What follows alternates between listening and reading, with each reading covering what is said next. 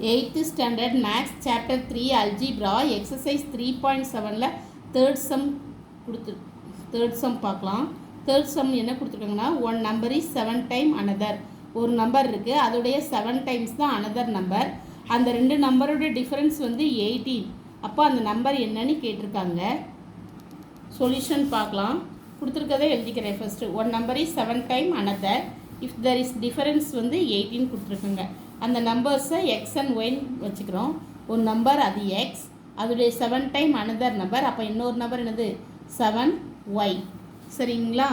இப்போ நம்மளுக்கு எக்ஸுடைய டிஃப்ரென்ஸ் என்னதுன்னா அந்த ரெண்டு நம்பருடைய டிஃப்ரென்ஸ் தான் நம்மளுக்கு என்ன கொடுத்துருக்காங்களா எக்ஸ் மைனஸ் ஒய் ஈக்குவல் 18 கொடுத்துருக்காங்க. சரிங்களா? இப்போ இந்த ஈக்குவேஷன் நான் 1ன்னு வச்சுக்கிறேன். இந்த ஒன்றாவது ஈக்குவேஷனில் இந்த வேல்யூவை சப்ஸ்டியூட் பண்ணுறேன். எக்ஸ் இஸ் ஈக்குவல் டு 7yங்கிறத. அப்போ 7y minus y is equal to 18. அப்போது 7yலேருந்து y போனால் 6y. 6y is equal to 18. அப்போது y is equal to 18/6. 18/6னா 1 6 are 6, 3 6 are 18. அப்போ y is equal to 3. அப்போ அந்த நம்பர் வந்து என்னது y is equal to 3. அதாவது அந்த நம்பர் இன்னொரு நம்பர் வந்து நம்ம கண்டுபிடிக்கணும். First number x is equal to 7y.